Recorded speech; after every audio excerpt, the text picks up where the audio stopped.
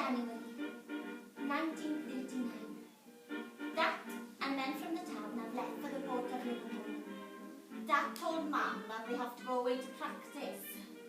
Practice ready to go to war against the Germans. When will you come home, Dad? I hope the sea won't be too rough for you.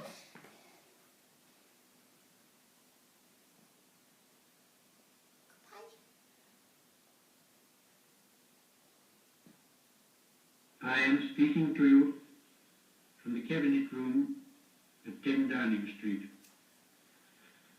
This morning, the British ambassador in Berlin handed the German government a final note stating that unless we heard from them by 11 o'clock, that they were prepared at once to withdraw their troops from Poland, a state of war would exist between us.